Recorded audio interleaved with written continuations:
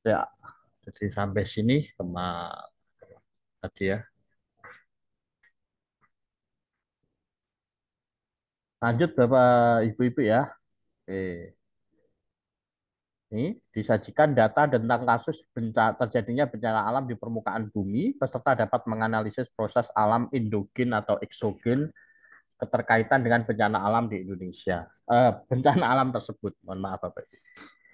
Jadi perlu ya saya kira Bapak dan Ibu sudah tahu lah apa itu endogen, apa itu tenaga eksogen gitu ya. Kalau endogen itu berasal dari dalam bumi, misalkan vulkanik gitu ya, kemudian tektonik, kemudian patahan, kemudian gempa gempa di dasar laut gitu ya. Itu endogen. Sedangkan eksogen itu dari luar bumi, misalkan angin, hujan, kemudian eh, suhu gitu ya.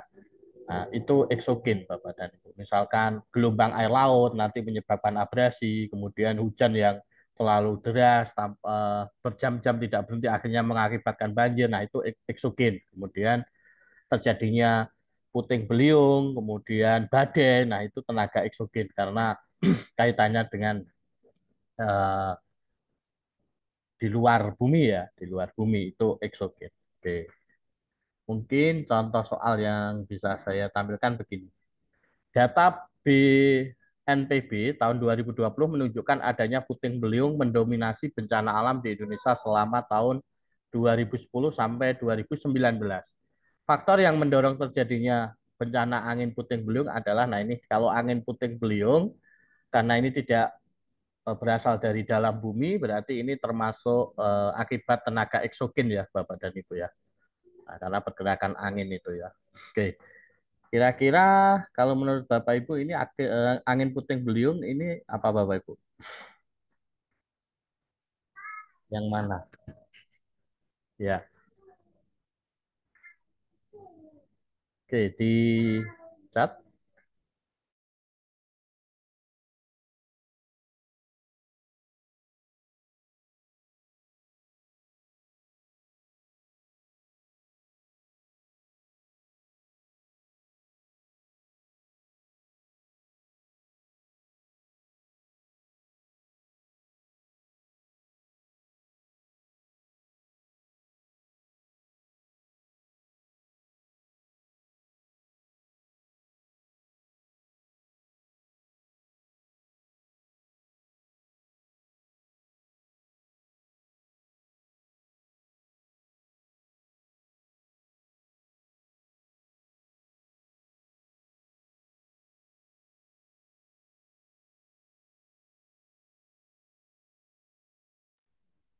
Ya, terima kasih jawabannya. Ya, Bu Desti masih sepertinya gitu ya. C sepertinya gitu ya. Nah, belum yakin gitu. Nah, jadi ya Bu Frenike B. Jadi puting beliung itu terjadi biasanya ketika masa peralihan ya Bapak Ibu ya. Dari musim pancaroba ya, di mana di situ suhunya meningkat gitu ya. Sehingga akhirnya eh, suhu yang panas itu akhirnya bergerak ke atas atau vertikal, kemudian membentuk awan CB ya, atau kolom apa, nimbus apa ya namanya, CB itu loh Bapak Ibu ya, awan yang apa, yang gelap itu ya, kumul Cumulonimbus, ya, Pak. kumul ya, itulah itu, susah saya bilangnya Bapak. Yang bahaya untuk penerbangan itu loh ya Bapak Ibu ya. Nah, itu jadi yang menyebabkan itu Bapak Ibu. Jadi jawabannya C yang benar kalau ini. Oke. Cumulonimbus ya Bu ya. Ko ku, Cumulonimbus itu ya. Susah sekali itu. Oke. Disajikan kasus tentang kependudukan di wilayah Indonesia, peserta didik. Peserta dapat menganalisis persebaran penduduk di Indonesia. Nah, nanti akan ada kasus kependudukan Bapak Ibu. Nah, Bapak Ibu nanti hanya menganalisis persebaran di Indonesia itu bagaimana.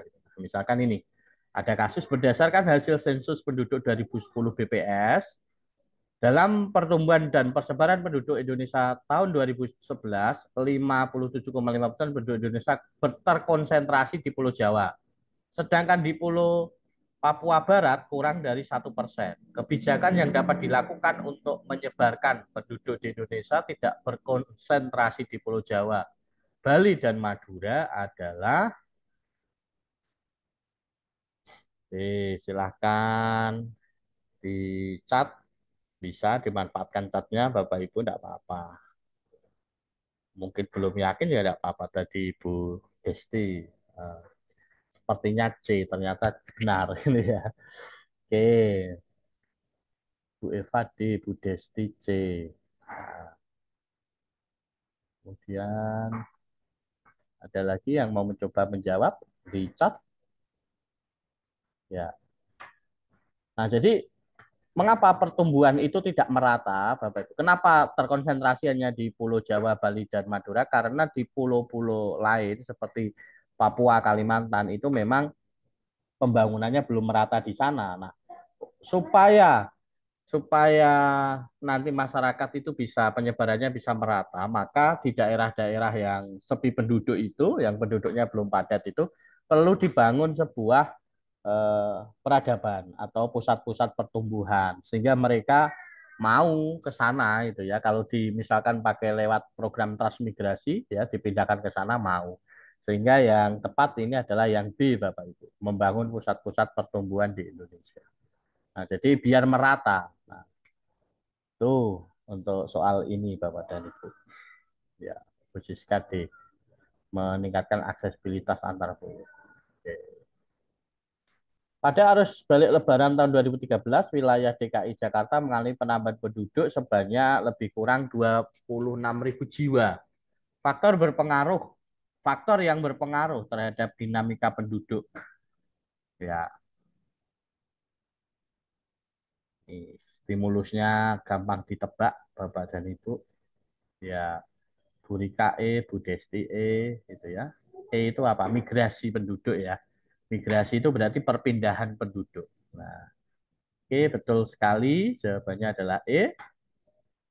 Kemudian ini ada tabel luas wilayah, kemudian populasi, nama provinsi. Nah, berdasarkan pada kasus kependudukan pada tabel di atas, maka provinsi yang paling padat penduduk yakni ditunjukkan oleh nomor berapa, Bapak Ibu?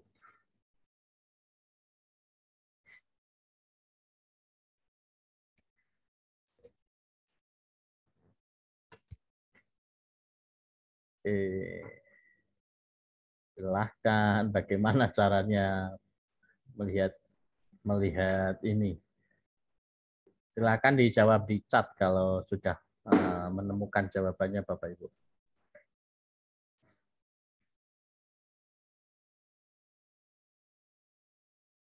Oke, Bu Rika E ya. Bu Siska Bu Desti Banyak yang ini. Itu berarti Pak E. Itu dua, berarti Sulawesi Utara ya. Oke, banyak yang E. Ya.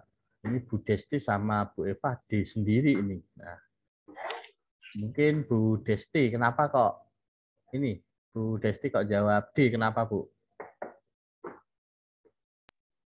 Eh, Di, Kira-kira Pak, jumlah populasi dibagi dengan luas wilayah, sepertinya yang jumlahnya paling banyak yang nomor 3. Ya, jadi pakai rumus gitu ya. Jadi kepadatan penduduk itu ya per kilometernya itu berapa jiwa gitu ya. Berapa jiwa per kilometer gitu. Nah, betul sekali. Jadi pakai rumus ya, Bapak Ibu. Jadi ini di apa dibagi gitu ya. Nah, nanti akan ketemu. Maka jawabannya adalah yang D yang betul Bapak Ibu. Silahkan nanti dikalkulasi. Ya, silahkan nanti dikalkulasi apakah betul untuk angkanya ini ya. Oke. Itu cara mencari kepadatan penduduk ya Bapak Ibu ya. Jadi populasinya berapa dibagi luas wilayah.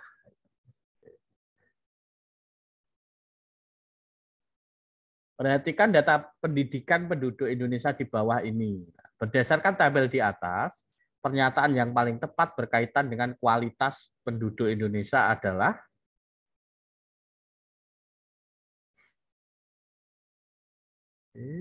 langsung juga boleh, ditulis di chat juga boleh.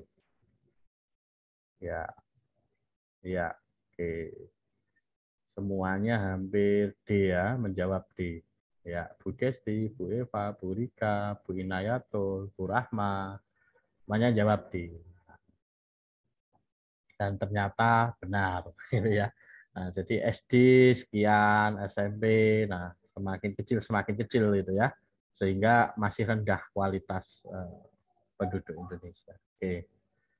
Berikutnya masih indikator yang sama. Angka kematian ibu saat melahirkan di Indonesia saat ini masih tinggi. Biro Pusat Statistik menunjukkan data peningkatan dalam bentuk persentase dari 91,45% di tahun 2018 menjadi 93,5% di tahun 2019.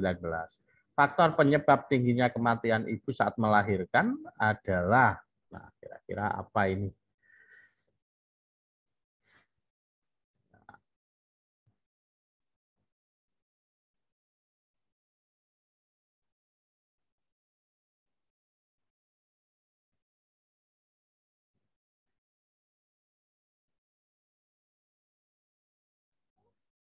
Oke,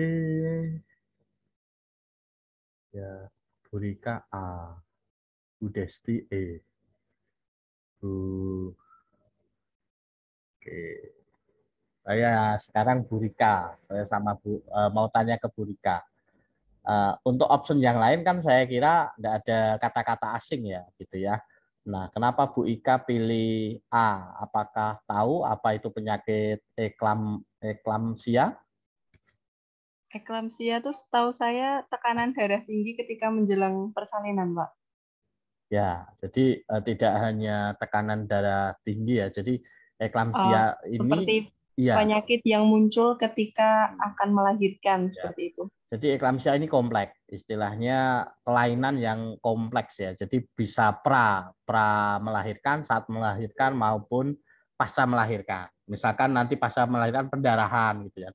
Nah, jadi eh, itu penyakit ini kompleks. Jadi bisa saat hamil sebelum melahirkan, kemudian saat melahirkan, saat kelahiran ya, kemudian pasca kelahiran itu juga bisa. Itu parahnya ya tadi bisa menyebabkan kejang kemudian meninggal gitu ibunya gitu ya. Sehingga jawabannya tepat yang A ya Bapak Ibu. Oke. Berikutnya masih indikator yang sama. Nah, ini sebetulnya kalau saya sajikan satu-satu soal gitu aja cepet ya Bapak Ibu ya. Tapi saya ingin Bapak Ibu ya variasi lah soal-soalnya gitu ya sehingga lebih.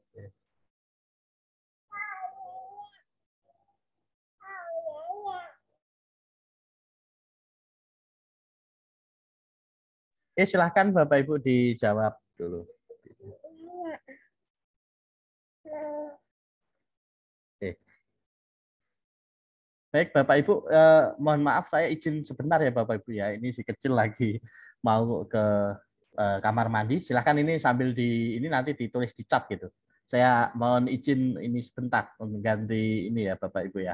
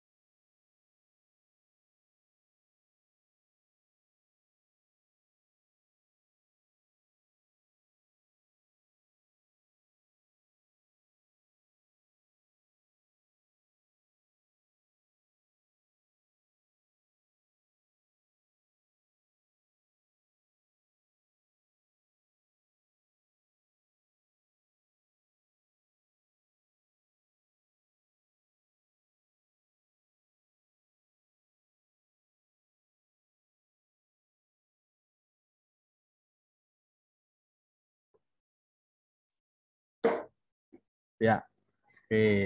Mohon maaf Bapak Ibu menunggu. Ya, oke, kita langsung saja bahwa jawabannya banyak yang B ya, semuanya B ini Bapak Ibu. Evaluasi rendahnya ya, kesejahteraan rendah, betul. Iya. Oke.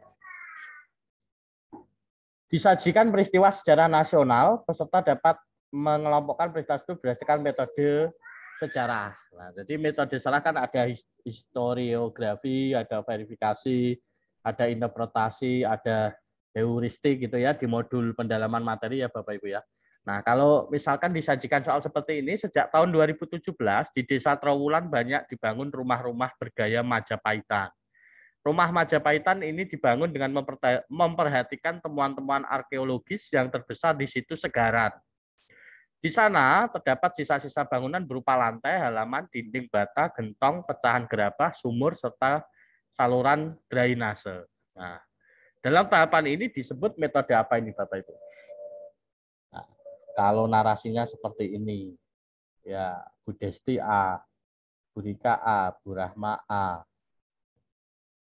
menurut ya Bunia A. Oke, saya yang ini aja. Bu Desti, kenapa A? Historiografi itu apa, Bu? Bu, mungkin bisa sharing dengan teman-temannya, Bu. Oke, Pak. Kan ada 4 langkah dalam metode sejarah. Nah, yang terakhir kan historiografi. Ya, Historiografi itu membangun atau apa ya? Dari penemuan itu dibuat sebagai inspirasi untuk membangun atau mereplika ulang gitu, Pak. ya. Jadi historiografi ini sudah tahap paling akhir ya. Mereka penyajian bagaimana cara penulisan gitu ya. Sehingga ini akhirnya apa ya? Kalau historiografi ini sudah produk akhirnya. Jadi sudah melalui proses heuristik, kemudian sudah verifikasi, kemudian diinterpretasi, kemudian baru disusun sebuah ini apa tulisan gitu ya hasil penelitian itu namanya historiografi gitu ya. Itu tadi yang sudah disampaikan oleh Bu Desti tadi. Oke. Jadi betul.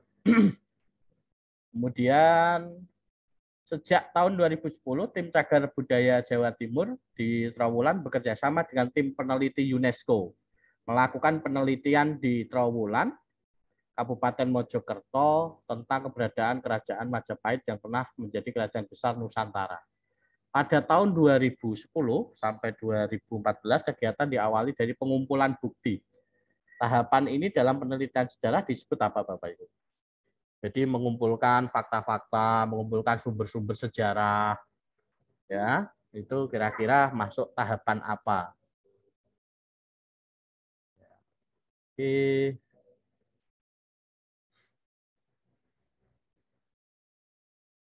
Pengumpulan bukti itu masuk yang mana? Bu Desti E, Bu Fenty E, Bu Eva B ya, verifikasi.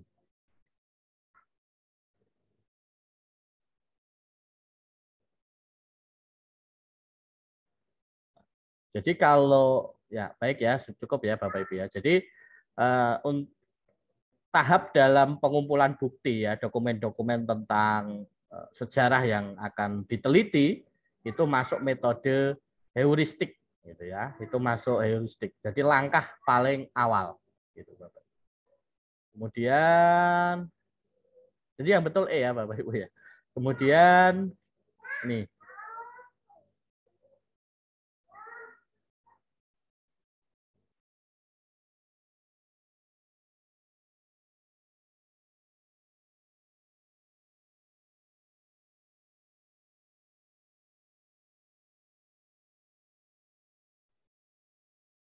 oke, kalau ini Bapak Ibu, nah kemudian akan dilakukan analisis DNA. Nah, ini masuk mana ini? Nah, jadi menganalisis itu masuk tahapan apa dalam penelitian sejarah? Bu Eva B, B, B, Bunia B.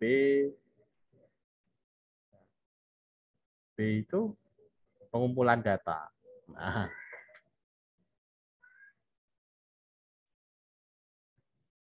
oke. Ada lagi?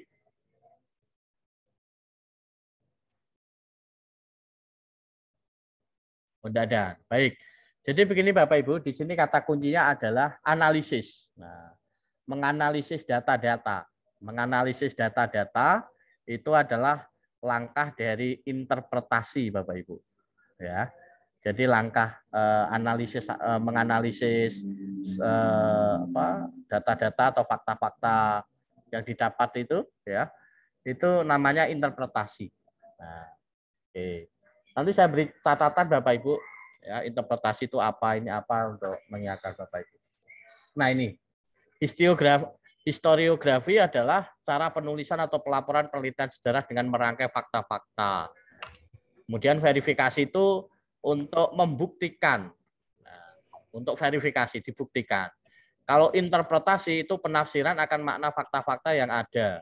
Nah, dilandasi dengan sikap objektif. Jadi ditafsirkan, dianalisis itu.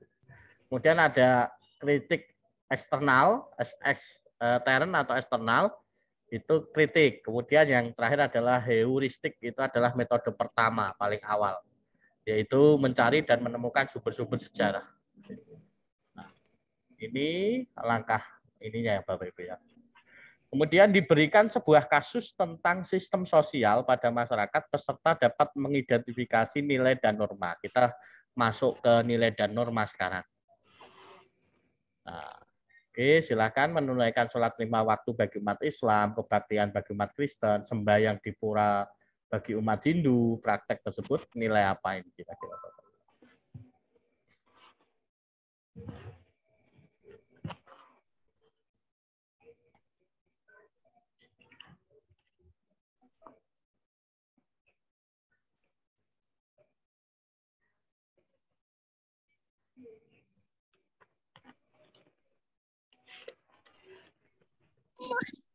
Jangan.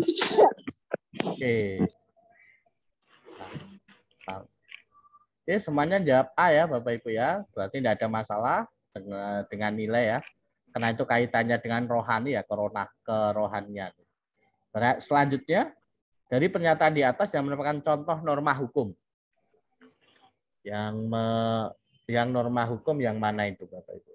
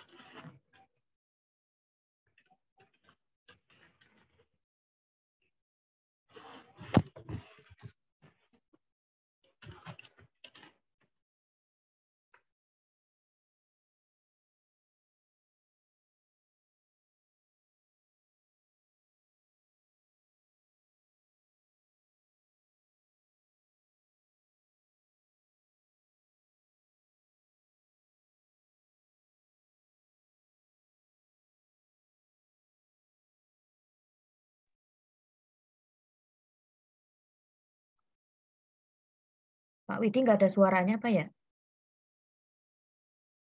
Iya, mohon maaf Bu ya. A ya, semuanya A, semuanya A. UEFA A. Baik, jadi ini tidak ada masalah ya kaitannya dengan soal ini ya. Jadi norma hukum ya, hukum itu kan sifatnya memaksa dan mengikat gitu.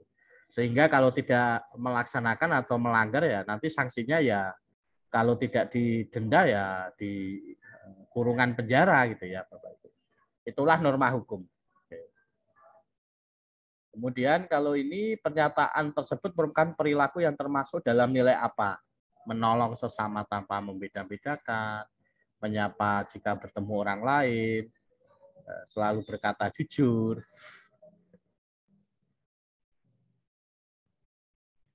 Ya, oke. Bu, Bu Siska, Bu Inayatul, Bu Rahma. Ya, hampir semuanya jawab D ya Bapak Ibu ya. Baik, Ya, jawaban Bapak Ibu tepat sekali. Jadi jawabannya adalah sosial. Nah, oke. Kemudian ini norma perbedaan antara nilai dan norma ya. Bapak Ibu nanti saya bagikan saja. Jadi biar nanti di kemudian disajikan kasus tentang perilaku ekonomi konsumsi. Nah, ini konsumsi. Nah, ini apa? Oke. Silahkan Bapak Ibu jawabannya.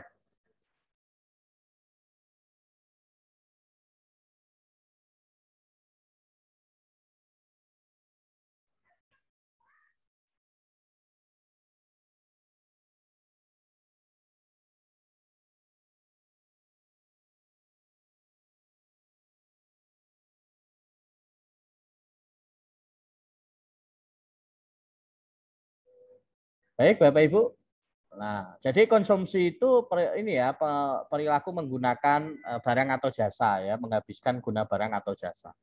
Nah, ini yang seorang memiliki penghasilan 500.000, dibelanjakan 400.000, sisanya 100.000 dibelikan sepasang sepatu karena sedang menjadi tren. Nah, ini merupakan tingkat konsumsi seseorang dipengaruhi oleh, nah jawabannya kebanyakan adalah D. Ya, seragam ini jawabannya Bapak Ibu D. D itu apa Bapak Ibu? Keinginan hidup mewah dan rasa gengsi yang tinggi. Ya, tepat sekali jawaban Bapak Ibu. Oke. Berikutnya, di era global saat ini perdagangan online semakin marak. Selain itu muncul kecenderungan banyaknya YouTuber maupun influencer marketing yang banyak mempengaruhi generasi milenial untuk meniru gaya berbusana, berbicara, dan lain-lain. Perilaku konsumtif ini menunjukkan bahwa tingkat konsumsi dipengaruhi oleh, silahkan Bapak Ibu jawabannya. Wow, ini cepat sekali nih, Bu Fenty C, Bu Rahmat C. Iya, mungkin sudah menemukan kata kuncinya atau sudah menemukan clue-nya ya, sehingga itu menjadi petunjuk gitu ya untuk memilih jawaban. Oke, saya mau pendapatnya nih Bu Inayatul Fitria. Berkenan untuk ini open mic Bu, Bu Inayatul. Mengapa Ya, jawabannya? Kak. Ya, mengapa langsung jawab C cepat gitu Bu? Kenapa Bu? Ini kan apa yang mempengaruhi kan YouTuber, Ya, influencer untuk meniru gaya berbusana, berbicara dan ya, lain-lain. ya, Maka ini apa biasanya kan ditiru karena trennya, maka untuk mengikuti tren ini. ya. Keinginan untuk mengikuti tren Nah, dan rasa gengsi yang tinggi. nah, itu kalau sudah dapat kata kuncinya langsung ya Bu ya. Oke, tepat sekali Bu. Ya, jadi semuanya sudah menemukan Ya, jawabannya. Kak. Oke, terima kasih ya Bu ya. Oke, lanjut Oke, Kak, selanjutnya. sama-sama. Ya, oke. Lanjut. Nah, harga seikat bayam di salah satu toko di Malang, Jawa Timur yaitu 10.000. Irfan tidak jadi membeli bayam tersebut, kemudian ia memilih membeli di pasar induk yang harganya lebih rendah. Ia pun kemudian belanja keperluan lain di pasar tersebut. Perilaku Irfan tersebut dapat disimpulkan bahwa ya, ini tentang konsumsi ya, masih tentang konsumsi Bapak Ibu. Oke. Oke, semuanya sepakat jawab A. Karena ini mudah ditebak Bapak Ibu. Oke. Betul ya Bapak Ibu ya, jawabannya A. Terima kasih yang sudah memberikan jawaban di chat. Selanjutnya, ganti indikator Bapak Ibu. Tadi setelah konsumsi, sekarang produksi. Produksi itu menghasilkan barang, penghasil barang atau jasa. Gitu ya. Oke, misalkan contoh kasusnya, perilaku produksi begini. Pengusaha mebel menghasilkan banyak model furnitur. Salah satu produk yang dihasilkan adalah meja dari bahan limbah gergaji. Tujuan produksi dari usaha mebel tersebut yakni, nah, silahkan ditulis di chat. Ya, C, Bu Rika C, Bu Siska C, Bu Fenty C. Oke.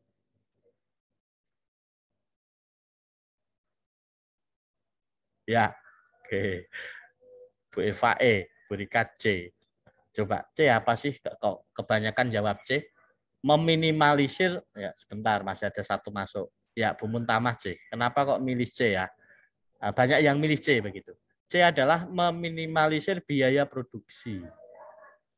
Nah, ini kan salah satu produk yang dihasilkan adalah meja dari bahan limbah gergaji. Nah, karena dari limbah berarti dia kalau pakai limbah bahan gergaji berarti kan biaya produksinya kan ya jadi tidak mahal kan gitu ya. Jadi dia bisa hemat begitu Bapak Ibu. Sehingga betul jawabannya adalah yang C. Nah, karena meminimalisir biaya produksi sehingga efeknya atau dampaknya baru yang E, meraih keuntungan maksimal begitu ya. Itu yang E itu efek dari karena biaya produksinya minimal. Nah, sesuai dengan prinsip ekonomi kan begitu ya Bapak Ibu ya. Nah, jadi pengorbanannya ini ya sekecil-kecilnya gitu ya, tapi hasilnya bisa semaksimal mungkin gitu ya. Oke, sebesar-besarnya. Nah, ini pernyataan di atas yang dapat digolongkan ke dalam kegiatan produksi di bidang jasa. Nah, ditunjukkan oleh nomor berapa Bapak Ibu? Materi kelas tinggi nih Bapak Ibu. Yang mengajar kelas tinggi, yang sudah mengajar tentang kegiatan ekonomi ya, di kelas 5 ada.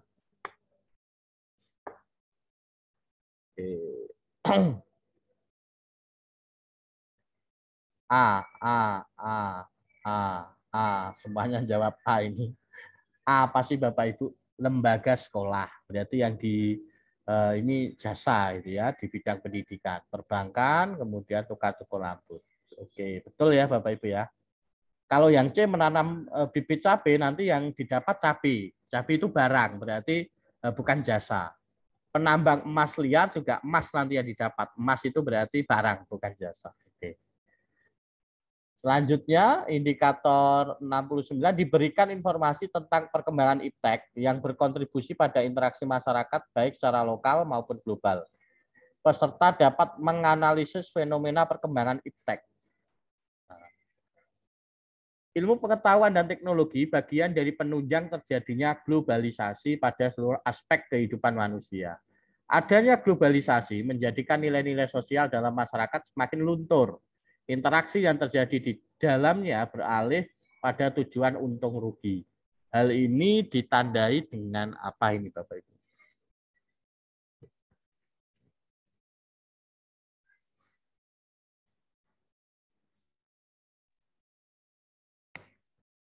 Iya, oke, banyak yang jawab A ini. Bu Rahma, Pak Yunianto, Bu Siska, Bu Fenty. Oke. Betul ya, ini yang terakhir. Iya, Bu Frenike juga A. Semuanya A. Oke, baik. Berarti pilihan Bapak Ibu sudah tepat. Nah, jadi di sini nilai-nilai sosial, nah ini kata kuncinya di sini Bapak Ibu. Nilai-nilai sosial semakin luntur. Nah, berarti lebih mengarah ke egosentris atau egoisme gitu ya. Berikutnya, berbagai penemuan baru dalam bidang teknologi menyebabkan manusia dapat melakukan berbagai aktivitasnya secara mudah dan cepat. Kemudahan yang dirasakan sangat menguntungkan bagi manusia. Berbagai kebutuhan pun terpenuhi dengan memakan waktu yang relatif singkat. Kondisi tersebut menunjukkan bahwa perubahan sosial dalam masyarakat mendorong terjadinya apa ini Bapak?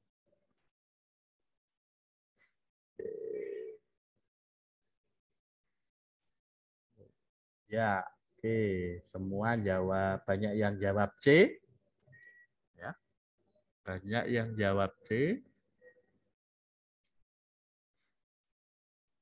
Oke. Oke, banyak yang jawab C, berarti sudah tepat. Nah, jadi modernisasi ya ini ya, pembaruan itu ya, membuat barang-barang yang baru, yang modern. Oke. Berikutnya, salah satu perubahan yang terjadi di bidang pertanian, yakni penggunaan teknologi pertanian. Keberhasilan teknologi pertanian yang akan diproduksi pada suatu daerah bergantung pada sumber daya manusia, SDA, ya, serta keadaan sosial ekonomi. Akibat pemakaian teknologi pertanian, pada aspek sosial. Bagi aspeknya, kata kuncinya ini Bapak Ibu, pada aspek sosial. Jadi pemakaian teknologi itu pada pertanian selain dia ada dampak positif, ya ada negatifnya gitu ya. Oke. Jawabannya banyak yang jawab D. Ya. Pak Yunianto jawab D. Oke. Kenapa jawab D Pak Yunianto?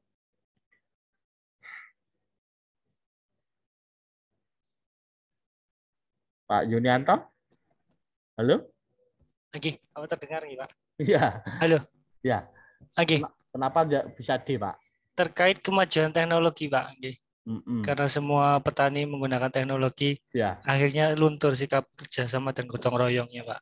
Oh gitu ya, itu aspek sosial. Misalkan dulu menanam padi itu gerombolan gitu ya, orang banyak kerjasama, gotong royong. Mungkin sekarang sudah ditemukan mesin tanam gitu ya, seperti di negara-negara maju gitu. Akhirnya ya sudah digantikan mesin. Kemudian panen padi dulu kan manual gitu ya Pak Yunianto ya. Sekarang sudah pakai mesin. Nah, akhirnya ini sikap kerjasama gotong royongnya ya semakin luntur gitu ya. Betul sekali Pak Yunianto dan teman-teman juga sudah banyak yang jawab D ya. Oke. Jumlah pengangguran pada sektor pertanian di Indonesia terjadi akibat dilakukannya efisiensi bidang pekerjaan di kegiatan usaha tani. Penggunaan teknologi tepat guna sektor pertanian ikut berkontribusi pada tingginya jumlah pengangguran di Indonesia. Nah, adalah yang mana ini? Penggunaan teknologi tepat guna sektor pertanian, Bapak Ibu, yang mempengaruhi tadi jumlah pengangguran.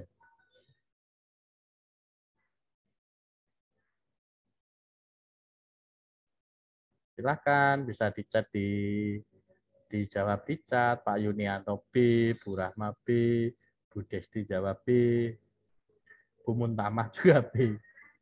Ya. Oke. Tepat ya jawaban yang di chat ya. Jadi jawabannya adalah B.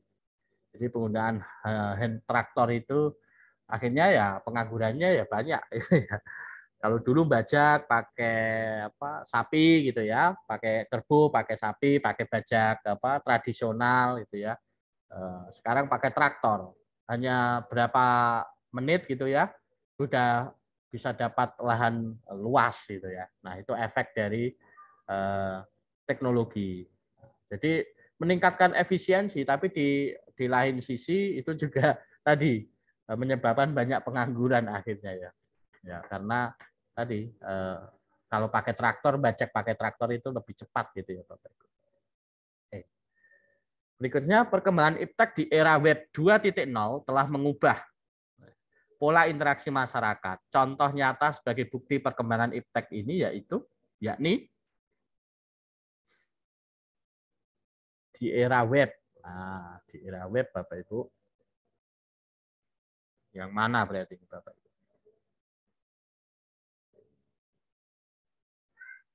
Nah, Bu Desti, D. Ya. Bu Siska. Kenapa jawab D, Bu? Halo, Bu Siska. Iya, Pak. Ya. Dijaken ya, Bu Siska ya? Iya, Pak.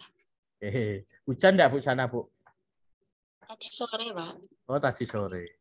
Iya. Ya, kenapa D, Bu Siska? Karena banyak generasi muda yang senang di media sosial di sosialnya, Pak. Ya, jadi ini ya di era web ini ya Bu Siska ya, web ini jadi sering lebih senang di medsos dan di blog ini. Tepat sekali Bu Siska. Oke, salam untuk Pak Zainuri ya. Oke, ya. Oke, betul sekali jawaban Bapak Ibu. Kemudian masih 69 ini. Nah, ini yang membuat lama Bapak Ibu. Sebetulnya satu indikator, contohnya satu soal itu aja cepat ya. Tapi enggak lah, nanti Bapak Ibu malah instingnya enggak setajam silet begitu ya. Oke. Hasil belajar muatan IPS ini menunjukkan 70% tidak mencapai KKM. Guru kemudian menanyakan kepada peserta didik. Kemudian guru mencoba menggunakan media PowerPoint. Setelah selesai satu kompetensi dasar, guru melakukan tes. Ternyata yang tidak mencapai KKM menurun. Nah, berarti ini teknologi memberi manfaat pada apa ini, Bapak Ibu? Oke, silahkan. Bu Eva sudah jawab, Bu Desti, Bu Siska.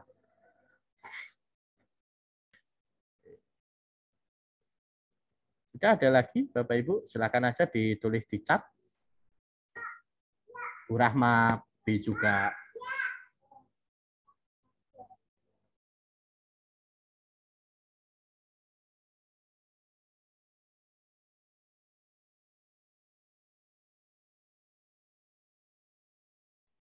Oke, sudah Bu Feni ke B ya. Cukup ya Bapak Ibu. Ya, jadi B meningkatkan kualitas pembelajaran. Betul sekali Bapak Ibu. Nah, tepat sekali. Kemudian 70.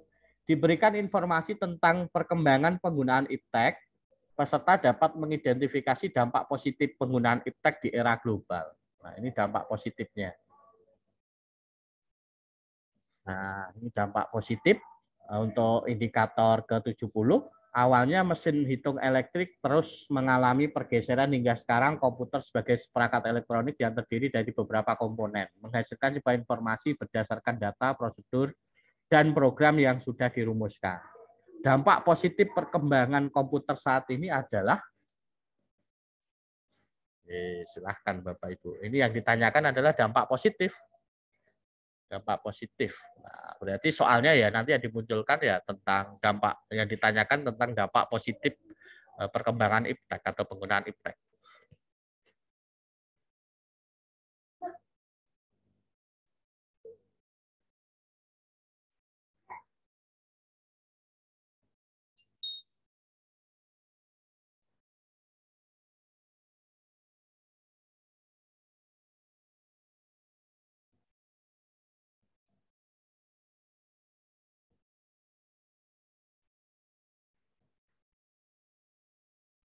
Oke, belum ada yang ini menuliskan di chat ya Bapak Ibu.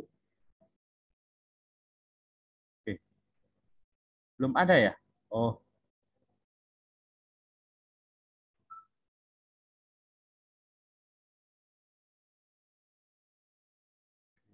Belum ada ini. Belum ada ya Bapak Ibu ya. Nah, jadi komputer saat ini kalau soalnya ini jawabannya adalah yang atau ada yang belum yakin begitu ya. Ada yang belum yakin begitu. Oh, ada yang C, Bu Feni ke C. Bu Pak Yunianto C, Bu Siska D.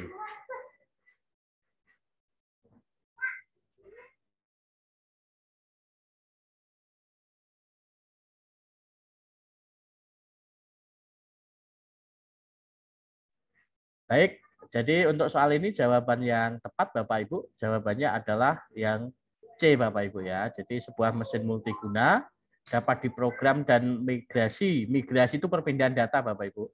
Serta menerima data, kemudian diproses dan dimanipulasi. Apa bedanya dengan B? Kalau B multiguna dapat diprogram dan menerima data, gambar atau fakta. Nah kalau ini hanya menerima gambar, tapi ini kalau C lebih ada migrasi data. Gitu ya. Manusia perlu menjaga kebugaran tubuh dengan melakukan berbagai aktivitas olahraga. Salah satu jenis olahraga yang di masa sekarang sedang populer yakni bersepeda.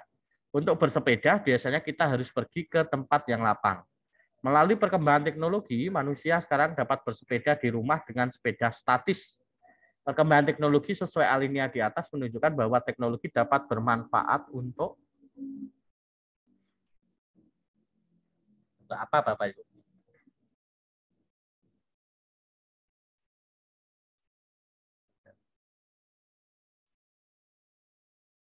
Oke. Ya, ada yang jawab lagi? Silakan kalau mau nulis di chat boleh, ditulis di kertas juga boleh. Bu Rahma D, Bu Desti D. Ya, jadi ini kaitannya dengan olahraga ya Bapak Ibu. Olahraga itu untuk kesehatan. Nah, kesehatan itu kan untuk kebutuhan hidup ya. Supaya sehat itu kan kebutuhan. Berarti jawabannya yang tepat ini adalah yang D, meningkatkan kualitas hidup manusia. Jadi teknologi itu semakin canggihnya teknologi itu meningkatkan kualitas hidup manusia, gitu ya. Jadi jawabannya adalah yang D. Kemudian masih indikator yang sama, agenda penghapusan dui fungsi ABRI yang memperbolehkan militer memegang jabatan sipil selama Orde Baru dirumuskan dalam Undang-Undang Nomor 34 Tahun 2004 tentang Tentara Nasional Indonesia dan dianggap sebagai bagian integral dari agenda reformasi. Kebijakan ini merupakan salah satu dampak positif dengan adanya globalisasi di bidang hukum yang menunjukkan adanya. Nah, jadi kan dulu ABRI itu difungsi, Bapak Ibu. Jadi militer ya, di jabatan sipil ya. Tapi setelah reformasi dipisah ya. Jadi TNI ya di militer dan ini yang sipil ya dipegang oleh orang sipil. Nah, ini berarti yang mana ini Bapak Ibu? Bu Eva jawab A, Bu Desti juga A, penguatan supremasi hukum dan demokratisasi. Oke. Ya, banyak yang jawab A. Nah, jadi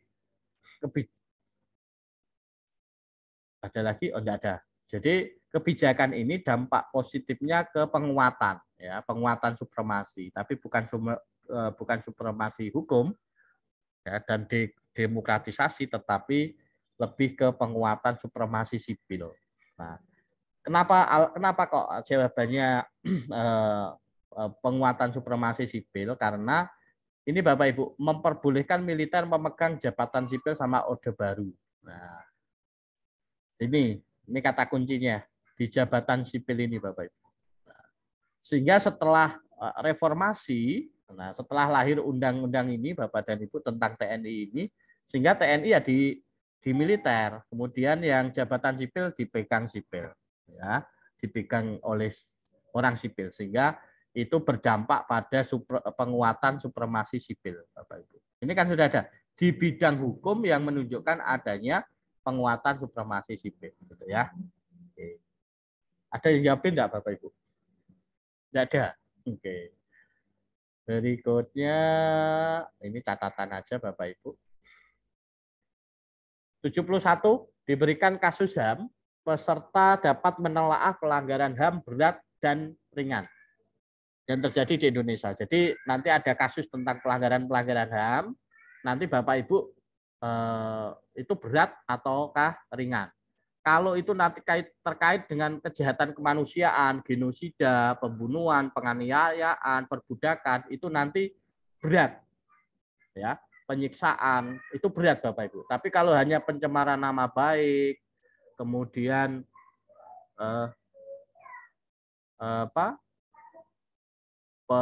penyebaran hoax dan sebagainya itu masuk ringan. Gitu.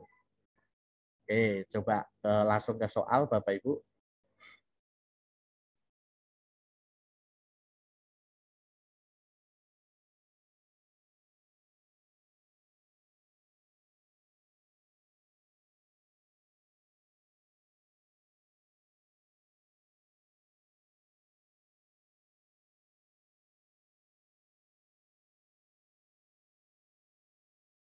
Baik, sudah ya ada yang mengirimkan jawaban. Ya, Bu Siska E. Yang lain silakan. Berbagai bentuk pelanggaran HAM pernah terjadi di Indonesia. Pelanggaran HAM bisa berbentuk pelanggaran HAM berat dan ringan. Peristiwa penghinaan terhadap kepala, nah ini penghinaan kepada presiden. Nah, itu masuk HAM apa? Berat apakah ringan? Tidak ada sedang gitu ya.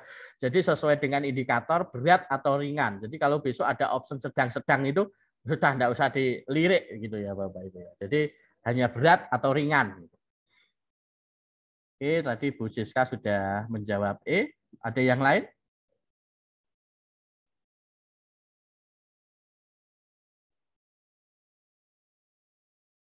Tidak ada? Hanya Bu Siska yang menulis jawaban di chat? Oke.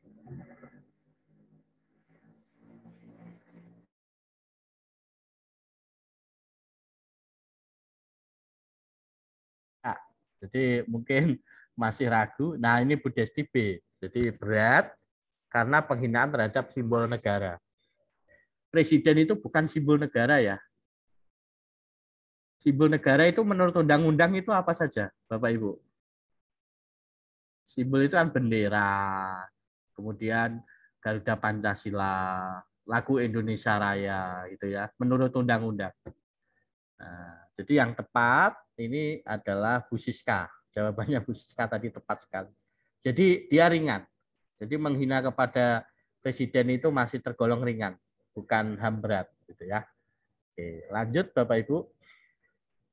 Kasus pelanggaran HAM dapat digolongkan dalam pelanggaran HAM berat dan ringan. Akhir-akhir ini Komnas HAM sedang berusaha mengungkap kembali kasus lama yaitu peristiwa Paniai yang terjadi di Provinsi Papua di bulan Desember tahun 2014. Setujukah Anda jika peristiwa Paniai tersebut dikategorikan sebagai pelanggaran HAM berat? Silahkan dianalisis Bapak Ibu peristiwa Paniai. Mungkin Bapak Ibu belum apa itu peristiwa apa tidak familiar ya mungkin. Jadi peristiwa Paniai itu bentrokan Bapak Ibu antara aparat keamanan dengan warga di Papua Barat gitu ya. Di sana terjadi penyiksaan dan bahkan pembunuhan ya. Bahwa ya korbannya cukup banyak Bapak Ibu. Nah, itu masuk yang mana kira-kira? Kalau Bapak Ibu tidak tahu peristiwa Paniai itu apa kan ya sulit, akhirnya sulit kan Bapak Ibu. Tapi kalau sudah tahu peristiwa itu kan peristiwa dulu penganiayaan dan pembunuhan dulu ya di tahun 2014. Oke. Jadi akhirnya Jawa setuju ya. Karena berita mengandung kejahatan kemanusiaan. Ya. Baik, untuk ini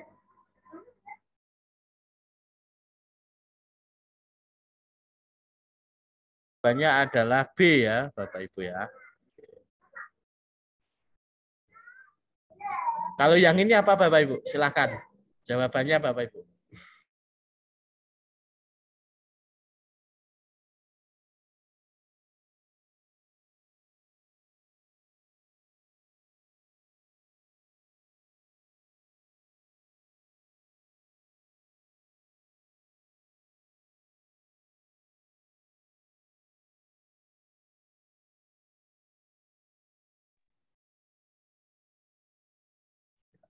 Desti C ya. Setuju karena peristiwa tersebut mengandung unsur kejahatan kemanusiaan. Ya, betul ya, tepat sekali Bu Desti. Kemudian nih pelanggaran HAM itu yang berat itu perbudakan, pembunuhan, penganiayaan hingga cacat, apartheid ya. Apartheid atau rasis itu ya Bapak Ibu ya. Kemudian genosida, pemusnahan suatu ras secara massal itu ya. Kemudian HAM ringan itu pencurian, pencemaran nama baik, pengancaman, penghinaan, menghalangi orang untuk mengekspresikan pendapatnya itu masuk ringan ya, HAM ringan. Diberikan sebuah informasi, peserta dapat menentukan upaya pemajuan HAM di Indonesia dalam bidang produk hukum, lembaga negara maupun lembaga swadaya masyarakat. Silakan Bapak Ibu.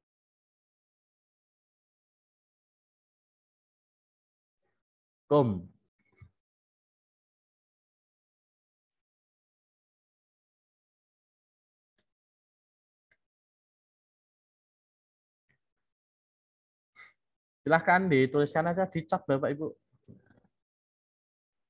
Kalau sudah tahu jawabannya atau mencoba menjawab.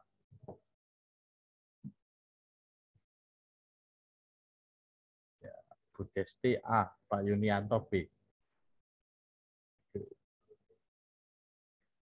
Oke, mungkin suaranya yang lantang, Bu Desti coba. Karena yang sering nulis di chat Bu Desti. Bu Desti kenapa memilih A, Bu?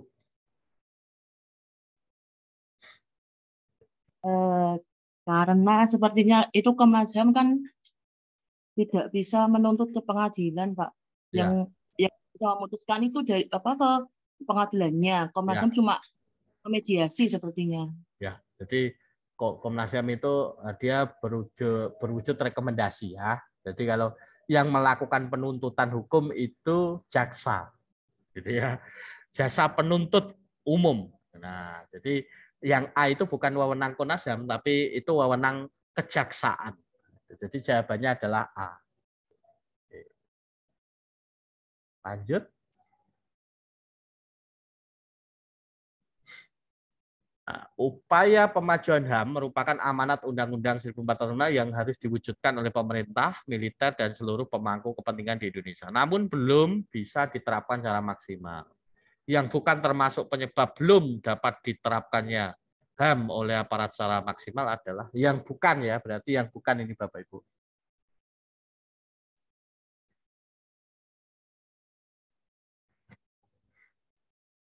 Yang bukan termasuk penyebab belum dapat diterapkannya HAM oleh aparat secara maksimal.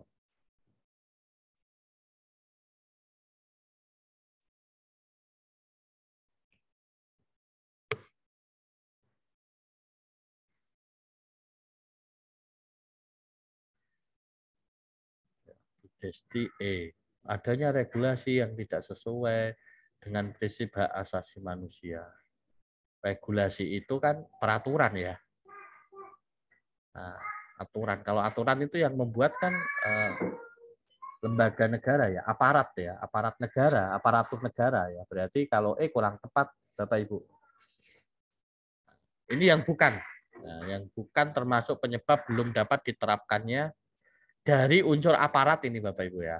Nah, oleh aparat secara maksimal. Ini sudah di sini sudah ada kata kunci sebetulnya. Oleh aparat secara maksimal. Ya.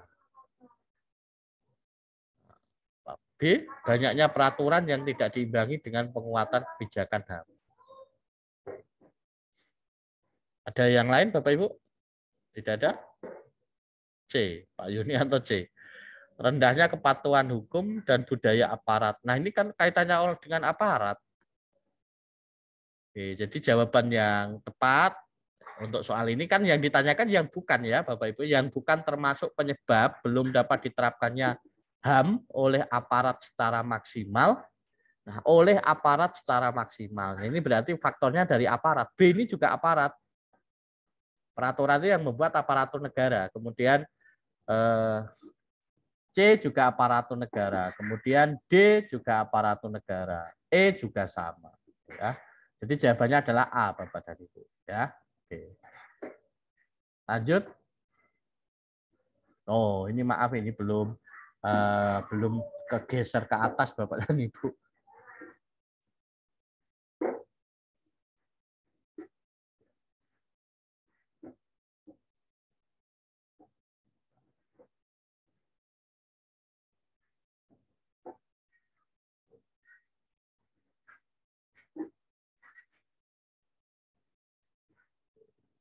Mohon maaf, itu tadi belum ini lupa menggeser ke atas Bapak Ibu.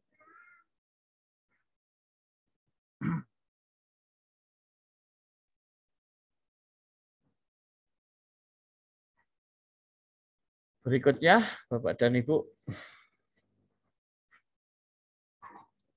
pemajuan HAM di Indonesia dilakukan dalam berbagai bidang, yaitu pembuatan produk hukum, pembentukan dan sebagainya ya. Nah, sekarang yang masuk lembaga swadaya masyarakat yang mana Bapak Ibu? Kalau LSM berarti yang membentuk masyarakat, bukan yang membentuk bukan negara. Berarti yang mana ini?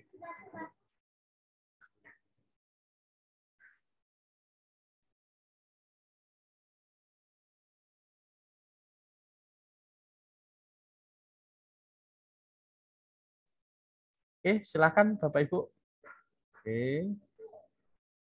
Ada yang jawab C, ada yang jawab A. Ayo. C itu apa? Kontras dan Komnas HAM. Kalau Komnas HAM ini berarti ini yang bentuk negara, Bapak Ibu. Tadi ada yang jawab apa? C. Pak Yunianto C. KPAI Komisi Perlindungan Anak Indonesia dan nah ini jawabannya yang betul C, Bapak Ibu. Ya. Jawabannya C yang betul ya. Jadi yang komisi nasional itu yang membentuk negara, Bapak Ibu. Kalau Komisi Nasional Perlindungan Anak atau Komisi Nasional Perlindungan Perempuan itu yang membuat membentuk itu negara. Nah, jadi yang bukan ini negara itu yang LSM itu yang ini KPAI dan Kontras. Nah, Komisi Perlindungan Anak Indonesia KPAI ya yang ketuanya sekarang Kak Sito itu ya. Nah, itu LSM bukan dibentuk negara. Oke. Kalau Kontras dulu kan direkturnya ini Haris Azhar itu ya yang brewokan itu Bapak Ibu.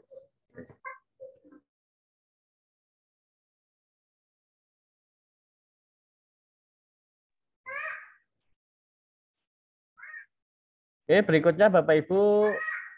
Nah, multikultur terkait dengan prasangka, stereotip, kemudian etnosentris, rasisme dan diskriminasi. Stereotip ini pelabelan ya, misalkan kalau orang Solo itu lemah lembut gitu ya. Oh, kalau Cina itu pelit gitu ya, misalkan orangnya kalau orang Cina itu etos kerjanya tinggi gitu. Nah, itu stereotip gitu. Pelabelan gitu ya Bapak Ibu. Permasalahan sosial akan muncul di masyarakat jika, nah masalah itu akan muncul di masyarakat jika kenapa Bapak Ibu?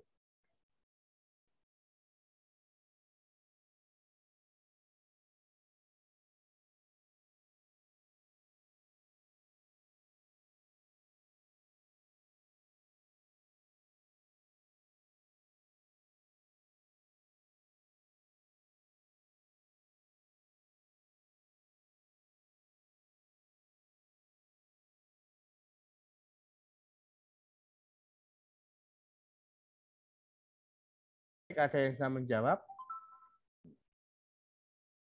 B. Fenomena sosial jadi tidak disikapi dengan bijaksana oleh masyarakat. Ada jawaban lain?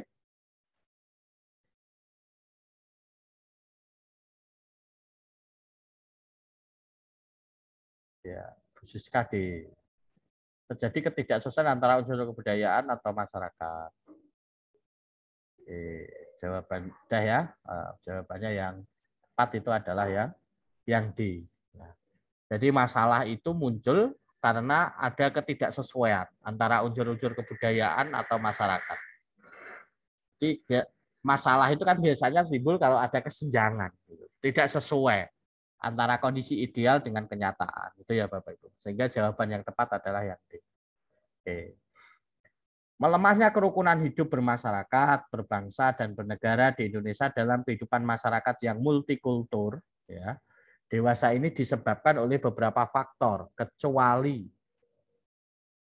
nah, jadi ini masyarakat multikultural, ya, majemuk, masyarakat majemuk, ini kira-kira yang tidak yang mana ini Bapak Ibu?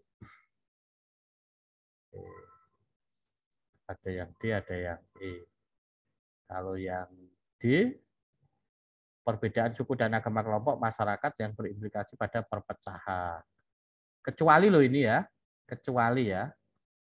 Kalau E pertumbuhan, nah kalau E pertumbuhan dalam kehidupan ekonomi yang mengadu dan bersifat gotong royong. Ya E yang ditanyakan kan kecuali A, B, C, D ini memicu perpecahan, ya. Nah maka kecuali yang E semakin maju dan gotong royong itu kan berarti mempererat persatuan dan kesatuan bangsa, gitu ya Bapak Ibu ya. Diberikan sebuah contoh kasus peserta didik dapat mengevaluasi penerapan macam norma di masyarakat. Ada norma kesopanan, norma kesusilaan, norma agama, norma hukum, gitu ya Bapak Ibu ya. Nah kalau ini kira-kira fenomena kasus korupsi ini bertentangan norma apa ini Bapak Ibu?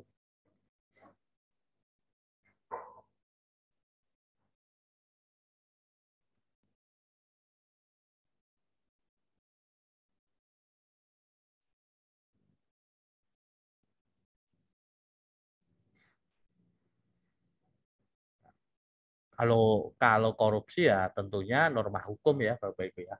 Karena sudah ada undang-undangnya, undang-undang tipikor. Nah, kalau ada undang-undangnya berarti dia kaitannya dengan hukum. Betul. Berikutnya yang termasuk yusik. Yusik itu cara. Yusik itu cara Bapak.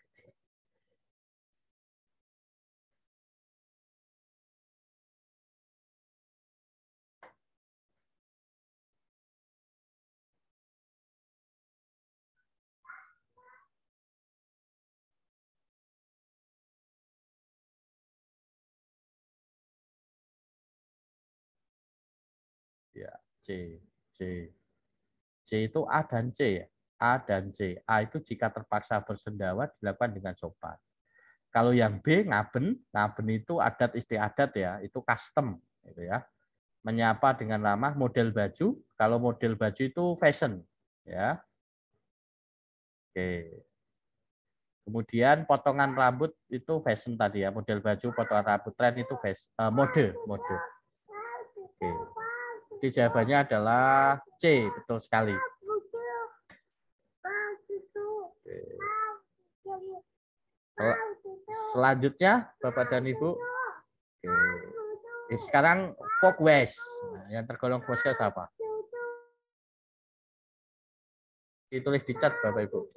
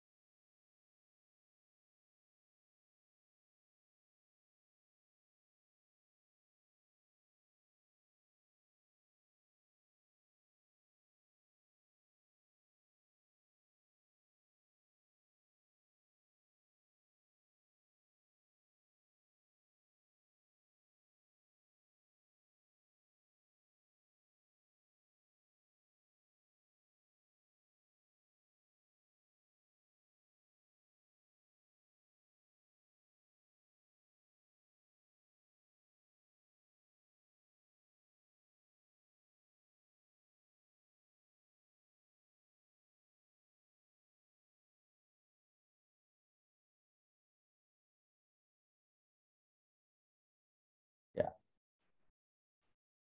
Sudah Bapak Ibu? Folk west itu kebiasaan. Jadi folk west itu dia sebetulnya usik gitu, tapi dia tidak sekedar cara, tapi dia cara yang sudah menjadi kebiasaan begitu Bapak Ibu. Itu folk west, kebiasaan gitu ya. Jawabannya yang apa ini kira-kira? Jika terpaksa ini nah, ini bisa ya yang A ya Bapak Ibu ya. Ngaben ini berarti custom. Menyapa dengan ramah ya, ini ya kebiasaan juga ya, kebiasaan baik. Aturan memegang sendok saat makan dengan tangan kanan ini usik ya, pakai itu cara ya. Kemudian potongan rambut yang sedang menjadi tren ini mode. Berarti jawabannya E ya. E itu apa? A dan D. A itu jika terpaksa, yang D aturan memegang sendok saat makan. Nah, kalau yang D itu usik, cara, gitu ya. Nah, ini agak ini memang Bapak Ibu dalam mengidentifikasi itu masuk folk west, apakah itu masuk usik gitu. Karena folk west itu sendiri sebetulnya cara yang memang sudah usik yang dilakukan secara berulang-ulang sebetulnya. Jadi ada beberapa referensi yang menyebut aturan memegang sendok itu juga bisa termasuk kebiasaan baik ya, folk west gitu ya. Nah, jadi tapi kalau dalam konteks ini lebih condong karena pilihannya ada ini, ada bersendawa dengan sopan ini, kemudian jika bertemu teman ini kita bersalaman gitu ya, maka ini lebih condong ke yang Yang A ya Bapak Ibu ya. Oke. Jadi lebih condong ke yang A dan C Bapak Ibu. Oke. Ada yang jawab A enggak Bapak Ibu? Enggak ada ya. Semuanya ke C ya. Ke E ya. A dan D ya. D itu memegang. Ini kalau memegang sendok saat makan ini cara ini. Sebetulnya kebiasaan juga bisa sih Bapak Ibu ya. Ya, jadi cara ya memang folk waste itu tidak sekedar cara, tapi cara yang usik yang memang dia sudah menjadi kebiasaan begitu. Nah, termasuk dia mengandung nilai kesopanan kalau folk waste itu, gitu ya. Usik juga sama sebetulnya. Tapi ini lebih condong ke sini ya Bapak Ibu. Oke. Penerapan berbagai macam norma di masyarakat ini usik. Nah, berarti cara ini Bapak Ibu. Cara. Dihukum cambuk ini adat istiadat. Menghormati orang tua ini folk waste. Ya. Perkawinan adat ini adat custom ya. Makan menggunakan, nah ini yang usik Bapak Ibu. Ya, makan menggunakan tangan kanan. Ya. Oke, ini yang usik. Berikutnya,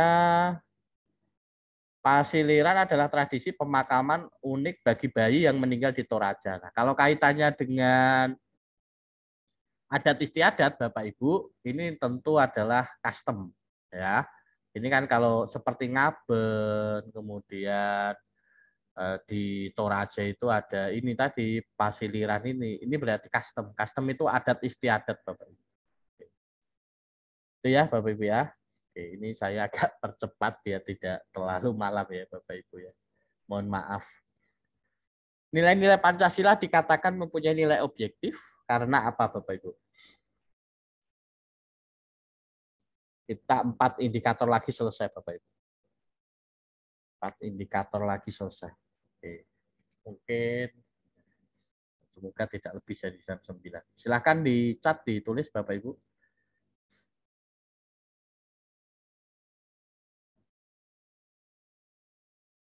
Di chat bisa ditulis. Ya.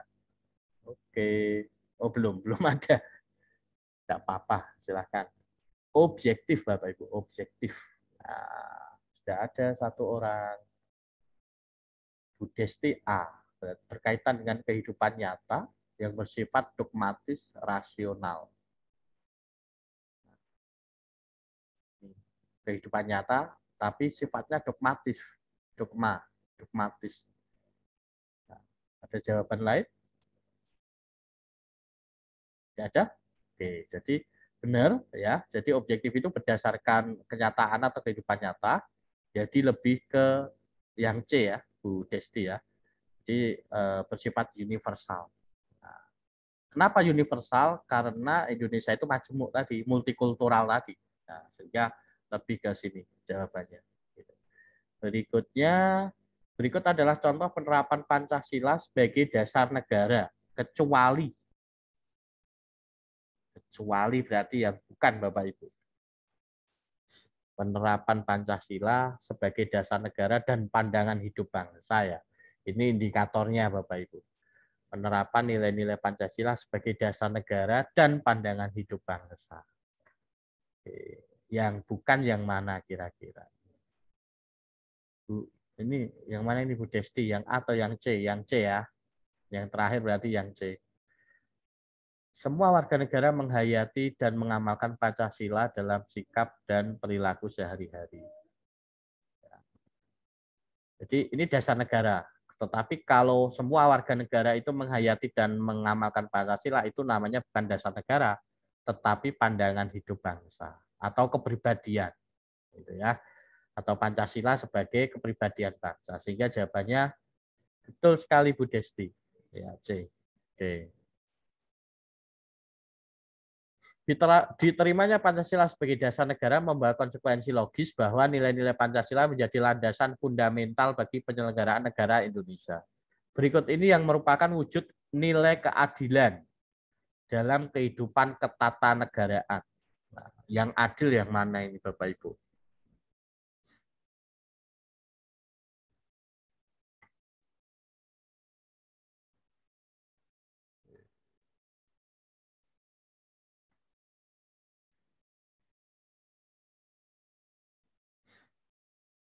ketatanegaraan, kehidupan ketatanegaraan itu kata kuncinya, kehidupan ketatanegaraan, keadilan di tata negara. Yang mana Bapak Ibu?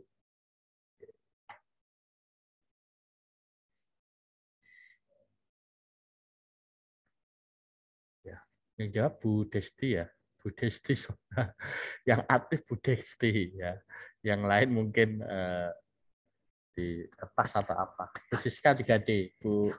Ya, enggak apa-apa ditulis apa jawabannya apa itu di chat enggak apa-apa Bapak Ibu ya. Oke. Oke, betul ya. Jadi jawabannya adalah D. Memberikan keleluasaan untuk otonomi daerah itu dalam kehidupan ketatanegaraan. Nilai-nilai yang termasuk dalam pengamalan sila kelima. Nah, ini saya mau ngecek Bapak Ibu. Hafal enggak butir-butir Pancasila ya, sila Pancasila. Kira-kira yang termasuk pengalaman pengamalan ya, pengamalan sila kelima. Yang mana kira-kira?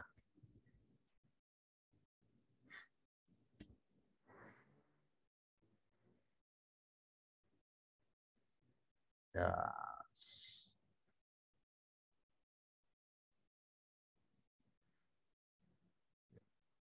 Bu Desti C. Wah, cepat sekali nih Bu Desti. C itu apa? Bu Desti C. Menghormati hak orang lain, suka bekerja keras. Ya. Ya langsung saja biar teman-temannya nanti ini Bu Desti. Kenapa milihnya 1, 2? Ada apa dengan yang lain?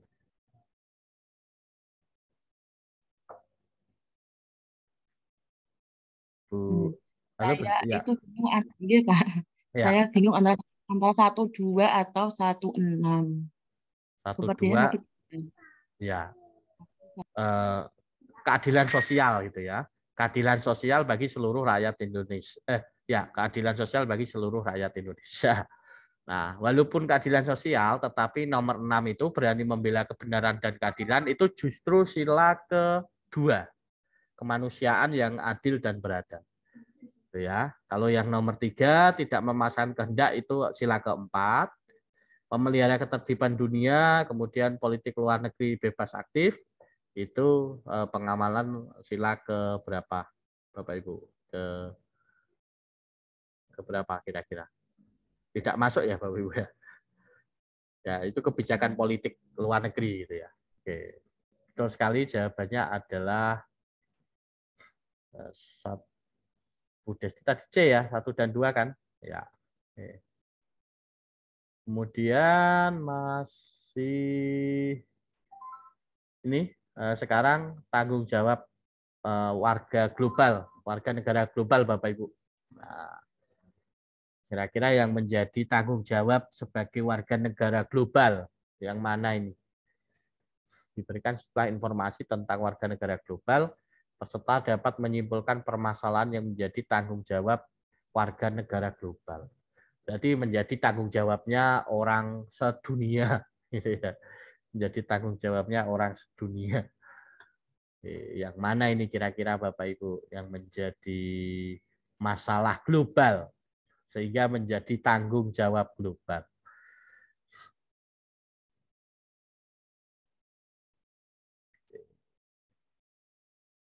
Bu Desti jawab A, C, dan D. Bu Rahma nyusul B, E, dan F. Nah. Ada lagi? Bu Siska B, polusi dan pemusnahan biodiversitas. Biodiversitas itu keanekaragaman hayati, Bapak Ibu. Ya, keanekaragaman hayati. Oke, jadi jawaban yang betul adalah yang E dan F, Bapak Ibu. Nah, jadi polusi udara ini menjadi masalah global sekarang ya, polusi udara. Kemudian pemusnahan biodiversitas itu juga. Selanjutnya kalau hedonisme konsumen itu ya tak masing-masing, bukan negara global ya. Nah, liberalisme kemudian melengsarkan pimpinan negara yang menguji itu urusan negara masing-masing, bukan warga global ya.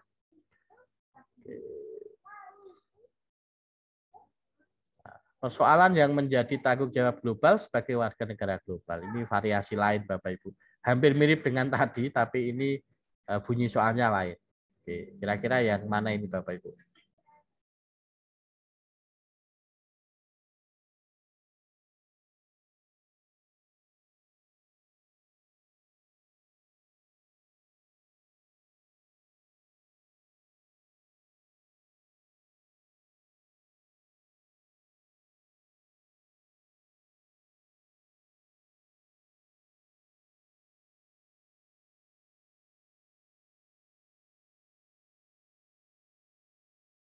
Silakan Bapak Ibu.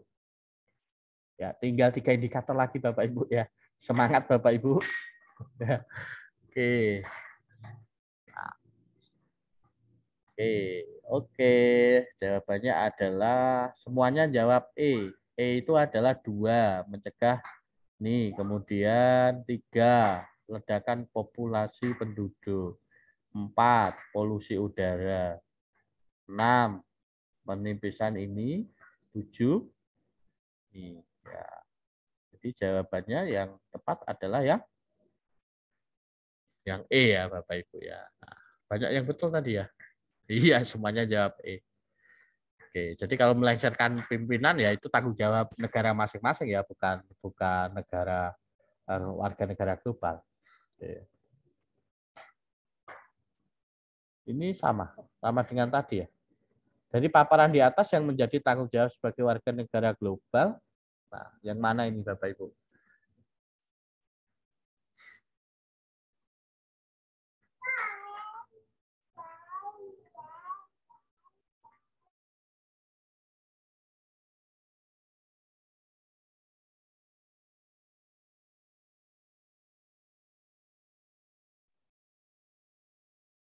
Ya. C itu 2 dan 3.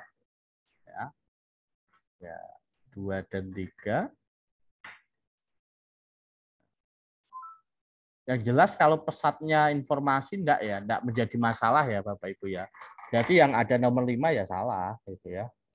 Nah, liberalisme ini juga tanggung jawab masing-masing negara ya, paham, karena itu yang menganut paham liberal atau tidak itu kan negara, bukan masyarakat global. Jadi jawabannya adalah apa ini Bapak Ibu banyak yang menjawab C. C itu 2 dan 3, polusi udara dan gerakan organisasi teroris gitu ya.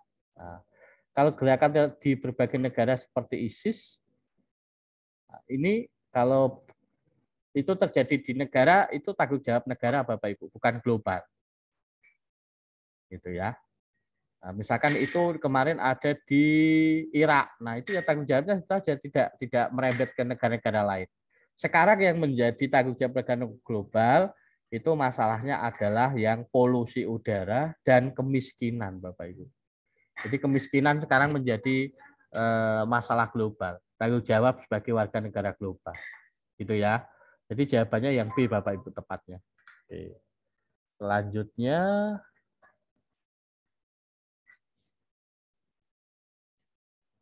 oke. Globalisasi ekonomi sudah terjadi sejak 5 abad yang lalu ketika perusahaan-perusahaan di negara maju meluaskan jangkauannya melalui aktivitas produksi dan perdagangan ke berbagai belahan dunia. Namun sejak 3 dekade lalu globalisasi ekonomi telah semakin mempercepat perluasan jangkauannya sebagai akibat dari perkembangan teknologi dan kebijakan liberalisasi yang melanda dunia. Sikap bangsa Indonesia yang paling tepat untuk merespon perkembangan globalisasi ekonomi.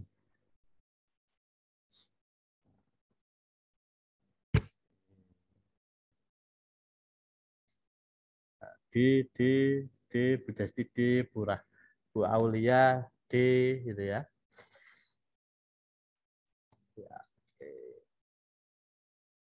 Oke, betul sekali ya Bu Aulia ya. Jadi karena ini pengaruh globalisasi yang benar-benar ini, maka caranya ya ini tadi, kita kuatkan sistem ekonomi kerakyatan ya sesuai dengan Pancasila gitu ya. Oke, 78 diberikan sejumlah kasus peserta didik memberi contoh tantangan yang menjadi tanggung jawab warga negara global. Nah, ini yang tidak termasuk tantangan permasalahan global. Yang tidak masuk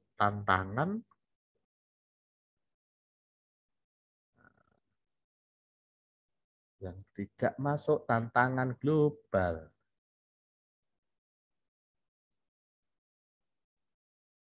Warga belum menjalankan nilai-nilai Pancasila. Betul. Betul sekali Bu Desti, Bu Rahma ya. Nah, itu ya tanggung jawabnya warga negara Indonesia, bukan permasalahan global gitu ya. Oke. Di antara kasus di atas yang menjadi contoh tantangan tanggung jawab warga negara global,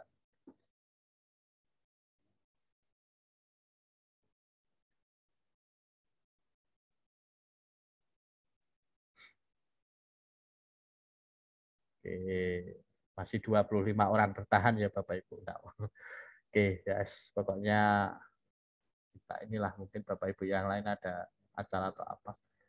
D ya 1 dan 5. Oke, betul sekali.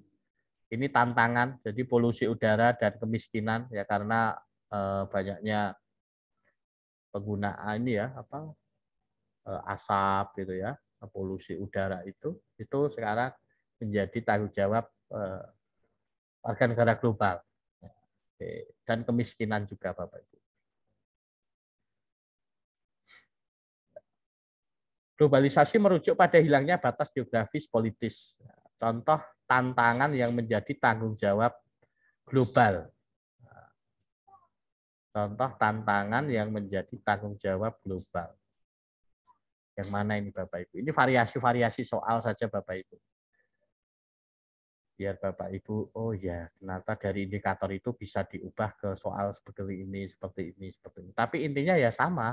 Pertanyaannya tetap nanti tentang tanggung jawab warga negara global, begitu Bapak Ibu. B, ya. Oke. 4 sekali Bu Muntama jawabannya ya. Jadi jawabannya adalah B. Polusi udara. 79, satu indikator lagi Bapak Ibu. Ini 79 menyimpulkan dampak positif dan negatif. Nah, jadi bisa positif, bisa negatif.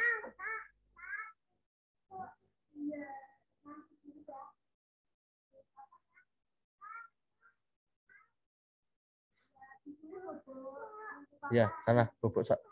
Oh, buka. Apa mau selesai kok. Tenang aja. Nanti tak ajak ke Alfamart ya. Kita beliin cucu yang banyak ya. Cocok. Adik diem dulu, pinter.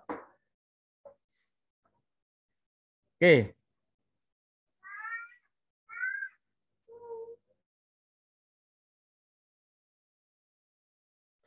Baik Bapak Ibu, silakan jawabannya apa Bapak Ibu? Ini dampak globalisasi tapi di bidang sosial budaya ya Bapak Ibu ya. Oke. Jawabannya apa ini? Bu Desti B. Ada yang lain? Kalau yang A ini ekonomi ya. Oke. Kalau yang C ini juga ekonomi.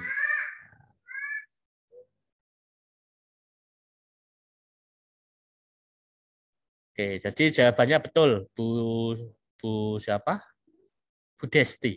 Nah, ini bisa dijawab ya. Nah, jadi etos kerja tinggi, bekerja keras itu kan orang asing kan begitu ya Bapak Ibu. Apalagi orang Korea, orang Cina itu kan etos kerjanya disiplin, ya kan?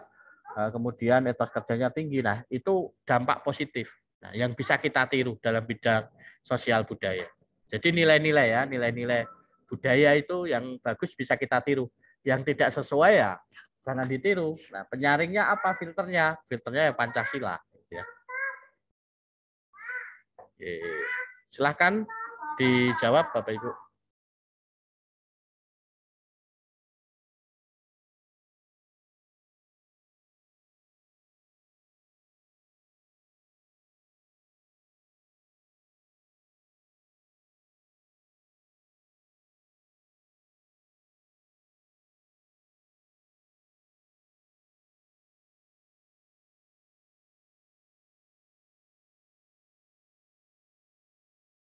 Silahkan Bapak Ibu yang merupakan dampak positif yang merupakan dampak positif. Nah, tapi di bidang ekonomi ya Bapak Ibu ya. Positif tapi diambil yang di bidang ekonomi. Bu Inayatul C, Bu Rahmat C, Bu Desti C. C itu apa Bapak Ibu? A, D, E, G. A itu makin menguatnya sektor produksi ya, itu ekonomi. Ya. Kemudian D, munculnya keragaman jenis pekerjaan baru. Ya, itu tentang ekonomi juga. E, merebaknya industri kreatif. Kemudian G, menguatkan produksi di sektor kerajinan dan budaya. Oke. Jadi jawabannya adalah yang betul. Apakah C? Apakah ada jawaban lain? Ini Bu Inalatun, Bu Desti, Bu Rahmat C, Bapak Ibu. Oke, jadi jawabannya adalah betul C ya. Oke. Kemajuan iptek di era milenial ini sangat pesat. Dampak negatif yang dihasilkan sangat mengkhawatirkan generasi muda yang sekarang ini menikmati kemajuan teknologi tersebut. Generasi muda saat ini sangat cepat dalam menyerap kecanggihan iptek di bidang internet. Berikut ini yang merupakan dampak negatif dari penggunaan iptek. Nah, dampak negatifnya apa Bapak Ibu?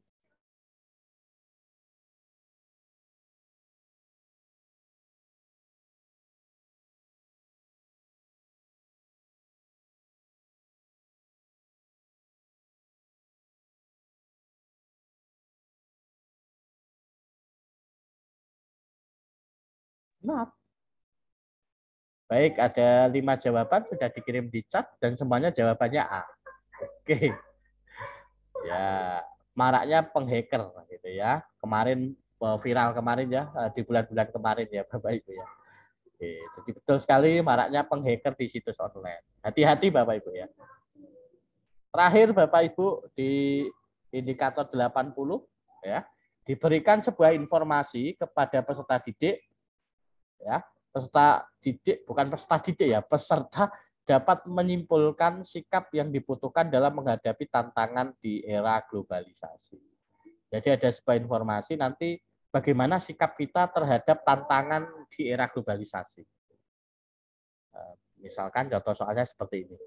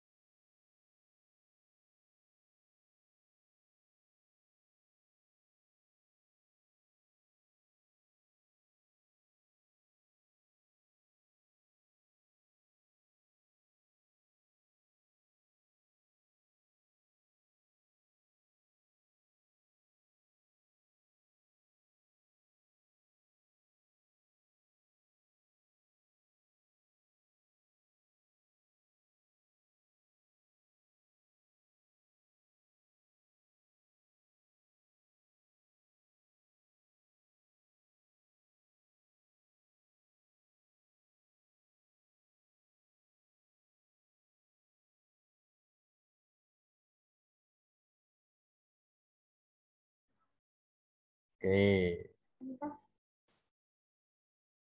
Oh iya. Oh, tadi berarti saya ngomong enggak ada ya. Mohon maaf ya Bapak Ibu ya. Padahal tadi saya sudah menjelaskan ini ya. Panjang lebar.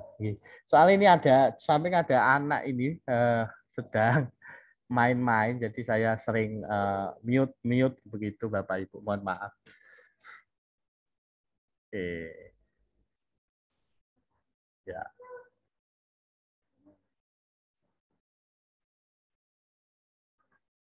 Silakan Bu Desti sudah mengirimkan jawaban A. Jadi dalam rangka meningkatkan daya saing produk dalam negeri, dalam menghadapi membanjirnya produk dalam negeri, hal ini merupakan tantangan. Nah, jadi supaya daya saing produk kita itu bisa bersaing, itu apa yang diberi. Kalau menurut Bu Desti itu kan A ya. A itu kan sikap mencintai produk lokal daerah masing-masing yang dapat memicu tumbuhnya berbagai produk lokal yang unik di setiap wilayah tanah air.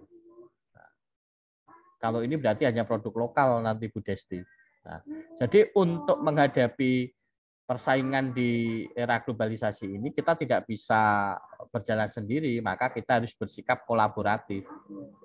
Bersikap kolaboratif dengan memanfaatkan jaringan informasi yang menghubungkan berbagai pihak, bisa dari pemerintah, BUMN, swasta, baik dari dalam maupun luar negeri. Jadi kita harus jalin kolaboratif sikapnya, Bapak Ibu ya, supaya nanti bisa terjalin kerjasama. Kalau tidak, kalau yang A hanya mencintai produk lokal, ya nanti kalau tidak menyesuaikan dengan nilai jual dari produk-produk negara lain, ya kita kalah saing nanti. Nah, maka perlu adanya kolaboratif, memanfaatkan jaringan informasi, gitu ya. Jadi jawabannya adalah yang B.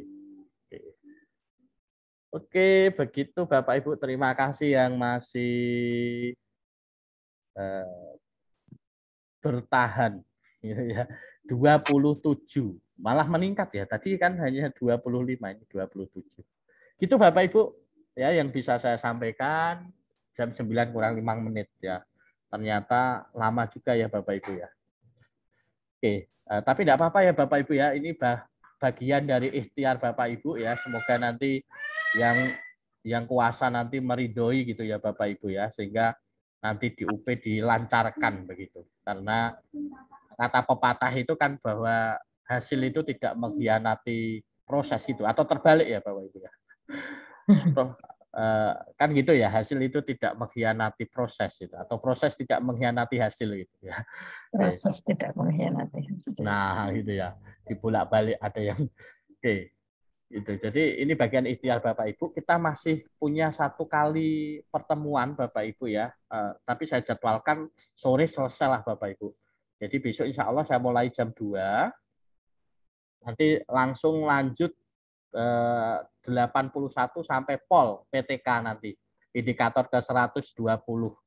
Itu nanti tentang PTK ya. Jadi di indikator akhir-akhir itu 118, 119, 120 itu tentang PTK. Baik bagaimana cara menyusun hipotesis, menyusun rencana tindakan, bagaimana cara mendesimasikan, nah itu nanti di sana. Dan semoga besok insya Allah saya tepat waktu jam 2 Bapak Ibu. Oh 2:30. Oh ada absen, oke lah baik. 2:30 enggak apa-apa. Saya mulai 2:30 saja gitu ya. Mungkin ada yang pakai Finger ya, Finger absen sehingga perlu menyesuaikan.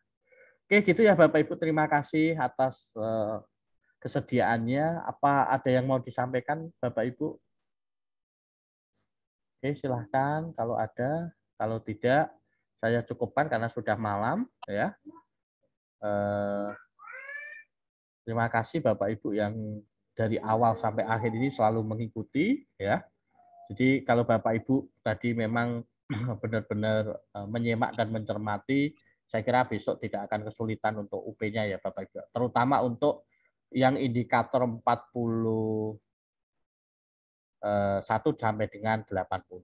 Nah, besok Bapak Ibu, soalnya seperti itu Bapak Ibu, pemajuan HAM, kemudian norma-norma gitu ya. Nah nanti yang perlu dikaji mungkin Bapak Ibu dibuka lagi buku pendalaman materinya ya terkait dengan tadi yang agak membingungkan itu antara USIC dan Folkways Bapak Ibu. Karena sebetulnya Folkways itu kebiasaan itu sebetulnya adalah USIC juga, tapi USIC yang sudah menjadi kebiasaan yang sudah dilakukan oleh berulang-ulang kali begitu ya.